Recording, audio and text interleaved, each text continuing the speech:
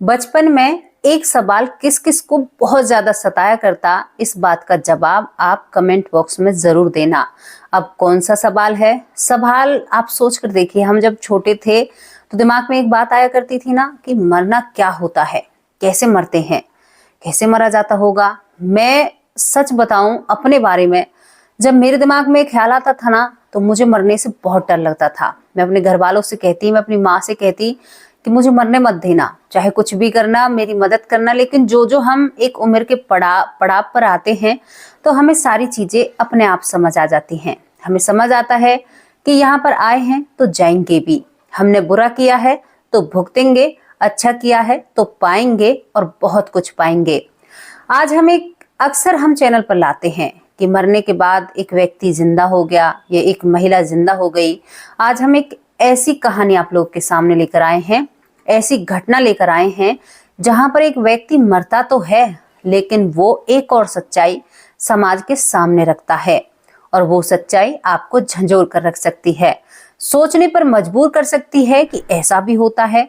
तो आज से ही जो गलत काम कर रहे हैं उन्हें बिल्कुल बंद कर दीजिए, वरना आपको हर हालत में हर चीज भुगतनी होगी। और ऐसे ही भुगतनी होगी जैसे आपको ये चीज बुरी लगती है ना, झूठी लगती है ना। जब कोई कहता है कि मरने के बाद ये होता है वो होता है, जब उस जगह पर आप खड़े होंगे तो शायद आप पीछे की तरफ देख तो रहे होंगे लेकिन उन चीजों को बदल नहीं पाओगे। बहुत मेरे जानने वाले, बहुत मेरा परिवार कमेंट कर कर कहता है कि आप एक बहुत अच्छा काम कर रही हो। इस बात से मुझे बहुत सीख मिलती है और मुझे बहुत अच्छा महसूस होता है। लेकिन मेरी कोशिश हमेशा से यही रही है, आपको उन चीजों से रूबरू कराना जो चीजें आसपास चल रही हैं और जो आपके बाद भी थी, और आप यहाँ पर हो तब भी हैं, और आप आए नहीं थे तब भी यहाँ पर थी। तो थोड़ा सा अपने इस दिमाग पर जोर डालिए और इन बातों पर सोचने पर मजबूर हुइए। तो चलिए इस कहानी की तरफ चलते हैं जहां पर आज कुछ अलग है तो कहानी वही कि मरकर एक व्यक्ति जिंदा हुआ है, लेकिन कहानी में कुछ अलग है। कैसे वो जीवित हो जाता है, वो भी वहां पर हॉस्पिटल में जब उसका पोस्टमार्टम चल रहा था, उसके शरीर को खोला जा रहा था कि भाई इसको क्या परेशानी हुई जिसके कारण ये इस दुनिया से दूर गया है। सोचकर देखिए, डर लगता है, भय लगता है।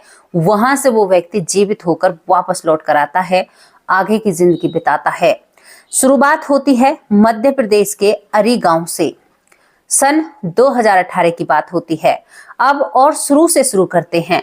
मध्य प्रदेश के अरी गांव में एक यादव परिवार रहता है। परिवार में दिनेश यादव एक व्यक्ति होता है। इसका एक बेटा होता है, इसका भाई जो बगल में ही इसके साथ रहता है, इसकी माँ जिसकी उम्र 85 साल है वो भी घर में रहती है, पत्नी है और एक बेटी है। भरपूर परिवार है लेकिन गरीबी बहुत ज्यादा है। यहाँ पर जो एक दिनेश होता है, दिनेश दूसरों के खेतों में मजदूरी करता है और उससे अपने घर का गुजारा करता है। ये सुबह जल्दी उठता है, उठने के बाद कुछ नाश्ता पानी लेने के बाद ये खेतों पर जाता है और जैसे औरों के खेतों में नराई करना या वैसे काम करना, ये ऐसे काम करता है। जब इसका बेटा बड़ा होता है जिसका नाम दीपक है, दीपक गलत संगत में पड़ जाता है। इसको देखकर जो दिनेश होता है ये मन ही मन बहुत चिंतित रहता है। हमेशा इसको चिंताएं घेरे रहती हैं कि एक बेटा है और वो भी गलत संगत में है, इसको कैसे मैं सही कर पाऊंगा और इसकी जिंदगी को बेहतर कैसे बना पाऊंगा। एक किसान उठता है, सुबह दूसरों के खेतों में काम करता है, उसी काम से जो पैसे मिलते हैं उसी से अपने इतने बड़े परिवार को चलाता है। यही सब कुछ चल रहा था।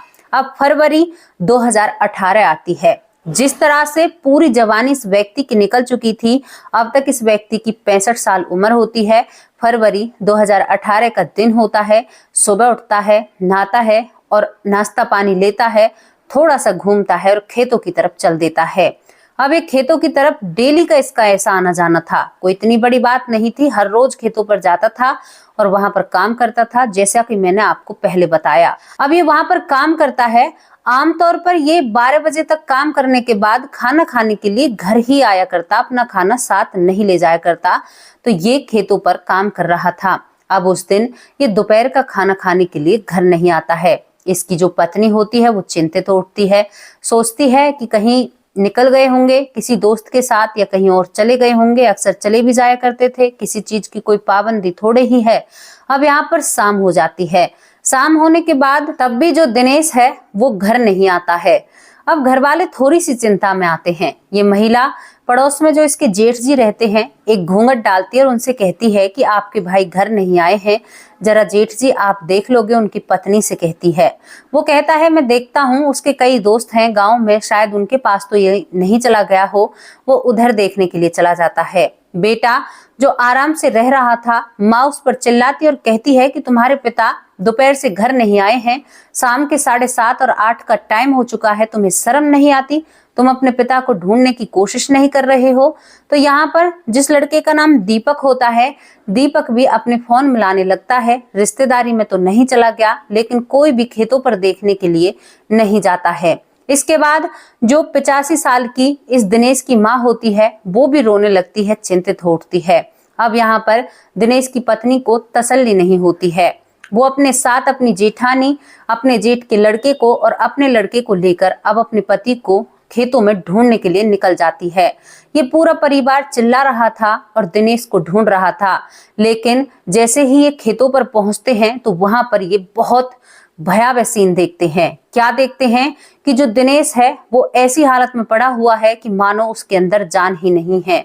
उसके बाद जो घर के लड़के थे, जेठ का लड़का था, खुद दीपक था, दिनेश का बेटा, इस दिनेश को देखते हैं तो देखने में और इसकी धड़कन को जब चेक किया जाता है तो इसमें उस वक्त जान नहीं थी। घर वाले तुरंत इसको उठाते हैं। रात के 9 बज रहे थे। 9 बजे घर वाले आनन फानन में जल्दी सी एक हॉस्पिटल में पहुंचते हैं और वहां पर जाकर इसको एडमिट करते हैं। लेकिन जैसे ही डॉक्टर साहब इसकी नब्ज चेक करते हैं और अपनी तरफ से इसको देखते हैं तो डॉक्टर साहब कह देते हैं कि इसके अंदर जान नहीं है, ये इस दुनिया से जा चुका है। घर वाले रोने लगते हैं, फूट फूट कर रोने लगते हैं और कहते हैं कि इनको आखिर ऐसी क्या परेशानी हुई जो ये ऐसे इस दुनिया से चले गए। वो डॉक्टर से कई सवाल करते हैं। डॉक्टर साहब कहते हैं कि अगर आपको इन सब चीजों के बारे में जानना है तो इस व्यक्ति का पोस्टमार्टम हमें करना होगा। तो यहाँ पर घर वालों की अनुमति से ये प्रक्रिया भी शुरू हो जाती है। इसके बाद उसको वहां पर ले जाया जाता है मुर्दा घर के अंदर, जहां पर बहुत सारे मुर्दे रखे हुए होते हैं। वहां पर जाकर इसकी बॉडी को तैयार किया जाता है। इसके शरीर से पूरे कपड़े उतारे जाते हैं और सभी औजारों को इसके पास रख दिया जाता है। आप सोच कर देखिए, इसके 7 औजार रख दिए जाते हैं। बहुत डरावने औजार होते हैं जिनसे इंसानों का शरीर को चीरा जाता है और वहां पर जाना जाता है कि इसको कौन सी बीमारी हुई। डॉक्टर ने मृत घोषित करने के बाद कह दिया था कि बीमारी का तो तभी पता चलेगा। अब उसके बाद जो लोग उसका पोस्टमार्टम करने वाले थे वो लोग अपने हाथ धोते हैं और ग्लव्स पहनते हैं। ग्लव्स पहनते ही वो लोग एक औजार उठाते हैं और सबसे पहले शुरुआत करते ही हैं। तभी एकदम से जो दिनेश है बहुत एकदम से होश में आता है और वो उस स्ट्रेचर पर बैठ जाता है। मतलब जो लेटा हुआ था उसके तन पर एक भी कपड़ा नहीं होता है। इस चीज को देखकर जो 2 लोग उसके शरीर की चीराफारी करने वाले थे वो बहुत जोर से चिल्लाते हैं। पहले दिनेश चिल्लाता है, उसके बाद वो चिल्लाते हैं। बाहर जितने लोग खड़े हुए थे, जो दिनेश के परिवार वाले थे, वो भी डर जाते हैं आखिरकार ऐसा क्या हुआ, और वो चिल्लाते हुए बाहर आते और कहते हैं कि बुढ़ा जिंदा हो गया। अब इसके बाद यहाँ पर कोई भी डर के कारण दिनेश के पास जाने की कोशिश नहीं करता है, लेकिन परिवार वालों को अपनों से डर नहीं लगता है। और जो दिनेश की पत्नी है वो दर्राई हुई अंदर की तरफ जाती है। दिनेश बिना कपड़ों के वहां पर बैठा हुआ था, तुरंत अपने पति को कपड़े देती है और बिल्कुल एक नॉर्मल हालत में दिनेश दिख रहा था। करीबन आध घंटे तक वो वहीं पर बैठा कुछ सोचता रहता है। अब ये बात जब दीपक को पता चलती है, दिनेश के बेटे को, वो डॉक्टर उससे लड़ाई करने लगता है। दीपक के ताऊ का लड़का और दीपक कि भाई तुम कैसे डॉक्टर हो, तुमने एक गलत खबर कैसे दे दी, अगर थोड़ी देर और हमारे पिताजी होश में नहीं होते तो शायद आज ये इस दुनिया से ही चले जाते। यहाँ पर दोस्तों उस हॉस्पिटल में विवाद जैसा खड़ा हो जाता है। इतनी जोर से लड़ाई होने लगती है कि दिनेश कपड़े पहनता है संभलते हुए और वो सभी के बीच में कहता है कि अगर मुझे तुम अच्छा मानते हो तो किसी से कुछ भी नहीं कहोगे, मुझे तुम्हारे साथ घर चलना है। यहाँ पर दिनेश अपने पूरे परिवार को संभालता है। जो व्यक्ति पूरे 10 या 11 घंटे तक ऐसे पड़ा रहा जैसे मृत है। वो व्यक्ति अपने पैरों पर चलकर घर आता। अब उसके बेटे उसके कहने पर डॉक्टर से लड़ाई तो नहीं करते हैं, लेकिन वो अपने पिताजी को ले जाते हुए कह रहे थे, जो दीपक था, कि इन पर कार्रवाई तो करनी होगी, इन्होंने बहुत गलत किया है। तो वो कहता है कि ये डॉक्टर अपनी जगह पर सही हैं और वो घर पहुंच जाते हैं। यहाँ पर दिनेश अपने पूरे परिवार को बिठाता है। गांव के कुछ लोग भी होते हैं, उन सभी के सामने बैठकर दिनेश कहता है कि आज जो बात मैं तुम सभी लोगों को बताने जा रहा हूँ, उस बात पर शायद मुझे भी बहुत वक्त लग रहा है, विश्वास करना। वो कहता है कि डॉक्टर की कोई गलती नहीं है, मैं मरा हुआ था। अब यहाँ पर वह कहते हैं कि गांव के कुछ लोग होते हैं, घर वाले, अगर तुम मरे हुए थे तो जीवित कैसे हो गए? तो वो कहता है कि मुझे जबरदस्ती वापस भेजा गया है। अब यहाँ पर सभी लोग और लोगों को बुला लेते हैं कि भाई बहुत एक जानकारी की बात, और ऐसा कैसे हो सकता है कि कोई मरने के 10 घंटे बाद भी जीवित है। अब इसके बाद वहां उसके आसपास बहुत सारी भीड़ हो जाती है। 65 साल के दिनेश बताते हैं, 65 साल के दिनेश यादव बताते हैं कि मैं उस दिन जब खेत जाता हूँ, खेत जाते ही वक्त मैं थोड़ा सा ही काम करता हूँ, तभी मुझे थकान सी महसूस होती है। मुझे लगता है कि मेरा दिल और दिन से ज्यादा धड़क रहा है। मैं एक पेड़ नीचे बैठता हूँ। पेड़ नीचे जब मैं बैठता हूँ तो मुझे सांस जोर जोर से आने लगती है और मेरा दिल बहुत जोर से धड़कने लगता है। मुझे लगा घबराहट होने लगती है, पसीना आने लगते हैं। मुझे लगता है कि अब मैं नहीं बचूंगा। ना ही तो मेरी ऐसी हालत थी कि मैं वहां से उठकर तुम लोगों को खबर कर सकूं, और मेरे पास कोई ऐसा फोन भी नहीं था, और मुझे घबराहट होने लगती है। मेरी आंखों के सामने धीरे धीरे अंधेरा होने लगता है। उसके बाद वो बताता है कि मेरे सामने 2 हट्टे कट्टे लोग खड़े हुए थे। पहले तो उन्हें देखकर मुझे लगा कि ये लोग मेरी मदद करने के लिए आए हैं, लेकिन जब मैं उनकी कद काठी देखता हूँ तो वो गांव में से एक भी इंसान उनसे मैच नहीं खाता है। दूसरी बात, उनके हाथ में एक ऐसा चाबुक था, लोहे का या वैसा चाबुक था, मुझे नहीं पता, लेकिन वो चाबुक था भी, और वो मेरी तरफ घूर रहे थे। और उधर मेरे जो मेरे अंदर आत्मा है, इतना जोर मुझसे पड़ रहा था कि मुझे लग रहा था कि ये लोग कब मुझे उठाकर हॉस्पिटल लेकर जाएं और कब मुझे चैन की सांस आए। यहाँ पर दिनेश ऐसे राज खोल रहा था जिन्हें सुनकर बहुत डर लगता है। उसके बाद दिनेश बताता है कि वो लोग कहते हैं कि चलो खड़ा हो जा, अब तेरा वक्त आ चुका है। तो मैं कहता हूँ कि कौन सा वक्त, मैं तो यहीं पर रहूंगा। और मैं घबरा रहा था, मेरे शरीर से पसीने निकल रहे थे, और वो लोग मेरे ऊपर एकदम उस लोहे के चाबुक को चलाते हैं। तुम लोग यकीन नहीं मानोगे, मुझे बहुत दर्द हुआ उस चाबुक से, और मैं अपने ही शरीर से निकलने की कोशिश में, मतलब वो लोग मुझे खींचते हैं और मैं उल्टा अपने शरीर को पकड़ने की कोशिश करता हूँ, लेकिन वो शरीर मेरी पकड़ में नहीं आता है। आप लोग यकीन नहीं मानोगे, पहले मेरे पैर ऐसे हो गए जैसे एक बर्फ, घुटनों तक वो ठंडक महसूस हुई, कमर तक महसूस हुई, छाती तक महसूस हुई, और उसके ऊपर जब महसूस होती है तो मैं देखता हूँ कि उन लोगों ने उस चाबुक के जरिए मेरे शरीर को बाहर निकाल दिया। जब मैं चाबुक के जरिए बाहर निकलता हूँ तो मैं अपने शरीर को देखता हूँ। निकलने के बाद मैं सब कुछ भूल जाता हूँ, सब रिश्ते नाते, मुझे कोई भी याद नहीं आता। केवल मुझे उन लोगों से भय लग रहा था, मैं कांप रहा था, मुझे सांस भी अब आने लगी थी, लेकिन जो मेरा शरीर था वो पेड़ के नीचे बहुत बुरी हालत में पड़ा था, और मुझे बार बार लग रहा था कि मैं इस शरीर में जाऊं। उन लोगों ने घुर्राते हुए और गुस्सा होते हुए कहा कि तुम इस शरीर में दोबारा नहीं जा सकते। उसके बाद बताते हैं, जो दिनेश है वो कहते हैं पूरे गांव के सामने कि वो लोग लेकर मुझे चलने लगे। वो लोग मुझे लेकर जब चलते हैं तो 2-3 कदम चलने के बाद ही मेरे पैरों नीचे मुझे इतनी गर्मी महसूस होती है कि मेरे पैर जलने लगते हैं। मुझे बहुत तकलीफ और पीड़ा हो रही थी। मैं उन लोगों से कहता हूँ कि तुम लोग तो सही चल रहे हो, लेकिन मुझे मेरे पैरों में बहुत जलन हो रही है। एक तरफ मैं देखता हूँ कि दूसरी तरफ जो लोग चल रहे हैं उनके पैरों के नीचे फूल बिछ रहे थे और वो बहुत अच्छे से चल रहे थे।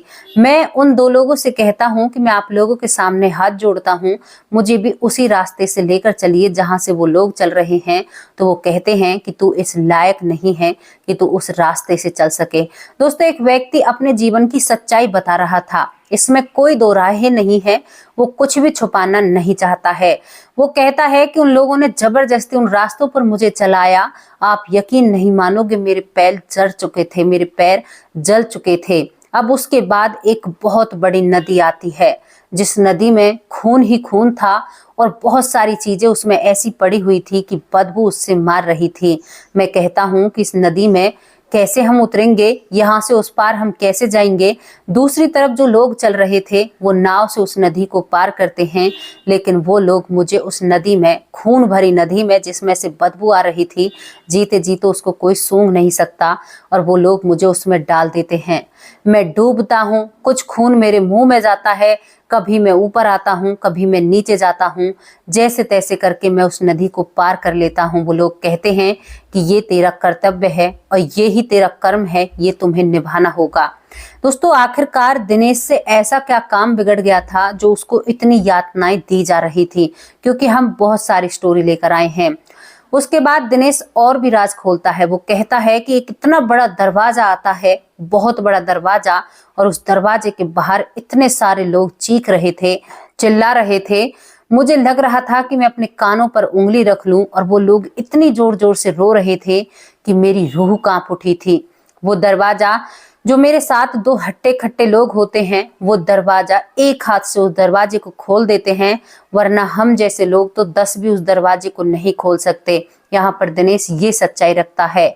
दिनेश बताता है, उसके बाद जब मैं अंदर जाता हूँ, अंदर जाने के बाद एक सिंहासन आता है। सिंहासन इतना तेज और उसके पास एक इतना तेजवान व्यक्ति कि उसकी तरफ देखने को नहीं बन रहा था। और यहाँ पर जो सिंहासन पर बैठा था, शायद जो व्यक्ति मुझे लेने आए थे उनसे 100 गुना बल उस व्यक्ति में होगा। और वो एकदम गुस्से में कहता है कि अभी इस व्यक्ति का वक्त नहीं है, इसको तुम कैसे लेकर आ सकते हो। दोस्तों, इतना ही सुनते मैं उस व्यक्ति को देख भी नहीं पाता हूँ, केवल उसकी हुकार ही इतनी तगड़ी थी कि मैं कांपने लगता हूँ और मुझे दोबारा उस दरवाजे से बाहर लाकर ऊपर से धक्का मार दिया जाता है। दिनेश बताता है, जब वो लोग मुझे धक्का देते हैं तो मैं अपने आप को हॉस्पिटल के अंदर, ये लोग केवल मेरे ऊपर ये अपना चाकू चलाने ही वाले थे, इतने में ही मेरी आंखें खुल जाती हैं। आध घंटा तक मैं सोचने पर मजबूर हो जाता हूँ कि क्या मैं जीवित हूँ या मैं मृत हूँ, मैं सच में ही इस दुनिया में हूँ। मैं अपने आप को दिलासा देता हूँ, हाँ मैं जीवित हूँ, डॉक्टर की कोई गलती नहीं है, मैं सच में ही मरकर जिंदा हुआ हूँ और मैंने उस चीज को देखा है। अब यहाँ पर सभी गांव वाले संग बैठे रह जाते हैं। दोस्तों, इस सत्यता पर रखी हुई घटना है, 2018 की बात है, फरवरी का महीना होता है। तो वो कहते हैं कि सब लोगों को इतने अच्छे से कर रहे थे, रास्ते में फूल बिछे थे, फिर आपको इतनी यातनाएं क्यों दी गई। तो यहाँ पर दिनेश जी कहते हैं कि मेरे जैसे और लोग भी यातनाएं ले रहे थे, लेकिन वहां पर अच्छे लोग भी थे और बुरे लोग भी थे। शायद मुझसे कोई ऐसा कर्म बिगड़ा है जिसका मुझे पहले ही आभास हो चुका है। और दिनेश सभी के सामने हाथ जोड़कर खड़ा हो जाता है कि अगर मैंने भूल में भी किसी के साथ कुछ गलत किया हो, क्योंकि मैं गाँव में ही अक्सर रहा हूँ, किसी से अगर ऊंचे नीचे बोल भी मैंने बोले हों तो उस चीज के लिए मुझे माफ कर देना, क्योंकि मैंने जो आज अपनी आंखों से देखा है और जो महसूस किया है, शायद वो मुझे सुधारने की एक कोशिश थी या किसी की गलती से मेरा भला हो रहा है। दोस्तों, इस बात को सुनकर सभी गांव वालों के रुए खड़े हो जाते हैं और सभी भावुक से हो जाते हैं। अगर इस घटना पर आपको यकीन नहीं आ रहा हो तो इस घटना में हमने गांव का नाम भी बताया है आप लोगों को, उस व्यक्ति का नाम भी बताया है। यहाँ पर ये सारी बातें दीपक बैठकर सुन रहा था, जो गलत संगत में होता है। अब दीपक बहुत भावुक होता है, अपने पिता के गले लिपट कर रोता है और कहता है कि पिताजी, मैं समझ चुका हूँ, आप अपनी माँ का इतना मान सम्मान करते हो, हमारा इतना ख्याल रखते हो, जब आपको इतनी यातनाएं मिली हैं और मैं आपको परेशान करता हूँ और किसी को भी कोई सुख नहीं दे रहा, मेरे साथ क्या होगा उस लोक में। आज से ही मैं बिल्कुल बदल चुका हूँ। दीपक बताते हैं वो अपने आप को बिल्कुल बदल लेते हैं और बदलने के बाद वो एक अच्छाई के रास्ते पर चलकर पहले तो वो ट्रक ड्राइविंग करते हैं और उसके बाद आज उनके अपने 2 ट्रक हैं और बहुत अच्छा ट्रांसपोर्ट का बिजनेस उन लोगों ने खड़ा कर लिया है। और यहाँ पर दीपक भी कहता है कि चाहे मुझे नुकसान हो जाए, लेकिन मैं किसी का बुरा जानकर भी नहीं करता, अनजाने में भी नहीं करने की कोशिश होती है। अगर अनजाने में किसी का बुरा हो जाता है तो मैं प्रभु के सामने माफी मांगता हूँ। दोस्तों, इस घटना ने वाक्य में अंदर तक झंझोर कर रख दिया। अब आप लोग कहेंगे कि सबसे अलग कैसे है। अलग ऐसे है कि और जो घटनाएं हम लेकर आए थे उनमें लोग एक अच्छी खासी जिंदगी बताते हैं कि हम अच्छे से चल रहे थे, लेकिन इस व्यक्ति ने उस बुराई को हमें बताया है जो शायद हमें बुरे कर्म करने के बाद वहां पर मिलती है। वो लोग सावधान हो जाओ जो लोग कहते हैं ना कि कुछ नहीं है, मरने के बाद वापस यहीं पर आना है, यहीं पर हमें पाप पुण्य सभी दंड यहीं पर मिलते हैं।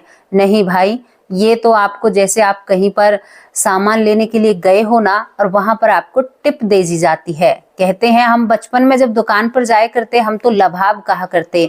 भाई अपनी तो देसी भाषा है और देसी भाषा में ही हम लोग बात करेंगे। तो ये तो आपका लभाब है, असली तो आपको वहीं पर देना पड़ेगा। तो सोच समझकर अपने कर्मों को अंजाम दीजिए। आज से ही अपने आप में बदलाव लाने शुरू कीजिए। ये घटना सत्यता पर रखी गई है और एक व्यक्ति ने महसूस किया है। दिनेश जी कहते हैं कि उस दिन के बाद मैंने शायद चैटी को भी नहीं मारा होगा और हर चीज से मैं बचकर चलता हूँ। तो दोस्तों अपने आप में बदलाव कीजिए, आगे का आगे देखा जाएगा। लेकिन ये बातें सत्य हैं, ये चीजें हमें भुगतनी पड़ेंगी। कितने भी सारे देश विदेश में आप देखते नहीं हो, वृंदावन में कितने विदेशी लोग आते हैं, भक्ति भाव करते हैं। एक वीडियो जो व्यक्ति विदेश से आकर यहाँ पर साधु बना था और उसने अपने अंतिम सांस यहीं पर लिए थे। तो कुछ ना कुछ तो बात है, सनातन में कुछ तो बात है, ये आपको भी पता है। और पता होते हुए भी कुछ लोग ऐसे हैं कि जो समाज में कहते हैं कि ऐसा कुछ भी नहीं है। अगर मेरी कहानियों से या मेरी इन वीडियो से किसी को परेशानी होती है तो माफ कीजिएगा, लेकिन केवल आप लोगों को जागरूक करने के लिए इन स्टोरियों को लाया जाता है। और जितनी भी स्टोरी मेरे चैनल पर आती हैं केवल सत्यता पर रखी जाती हैं। तो आप इन पर अपनी राय जरूर रखना। दोस्तों अब आप लोगों से विदा लेती हूँ। दोपहर की वीडियो में मैं नाम नहीं लेती हूँ, कुछ दिन से मेरी तबीयत ठीक नहीं है, लेकिन शाम की वीडियो में मैं सभी के नाम लूंगी। और आप अपने नाम के साथ अपने स्थान का भी नाम मुझे बताया कीजिए कि आप मेरी वीडियो कहाँ से देख रहे हैं, क्योंकि मुझे बहुत अच्छा लगता है। कुछ लोग मुझे लंदन से देखते हैं, मध्य प्रदेश से देखते हैं, यहाँ पर कनाडा से देखते हैं, मुझे दुबई से भी देखा जाता है, पाकिस्तान से भी देखा जाता है। देखो मैं कितने गर्व से कह रही हूँ ना कि मुझे बहुत लोग जानते हैं और मेरा परिवार बहुत बड़ा है। क्यों झिझके भाई, जब अपना परिवार इतना बड़ा है और अपने जानने वाले इतने हैं तो उन लोगों से तो मैं नहीं झिझक सकती। अपने परिवार से काहे की शर्म, परिवार तो परिवार है बहुत बड़ा। जितना बड़ा परिवार उतने ही अच्छे और भले हम। अब आप लोगों से विदा लेती हूँ। जल्दी ही ठीक होने के बाद दोनों वक्त आप लोगों के नाम लूंगी, लेकिन थोड़ी सी तबीयत ढीली है तो अब आप लोगों से विदा लेती हूँ। कल फिर हाजिर होंगी, शाम को ही हाजिर होंगी आप लोगों के सामने। मेरी दिल्ली वाली बहना जो दिल्ली की हैं वो कहती हैं कि आप मेरा नाम लेने में कंजूसी लेती हो, तो माफ करना बहन, आपसे तो मैं बहुत ज्यादा जुड़ी हुई हूँ। आपका नाम शाम को जरूर लूंगी, शायद रेनू बहन है। बहुत बहुत धन्यवाद आपका। सभी लोगों से विदा लेते हैं। नमस्कार, जय हिंद, जय भारत।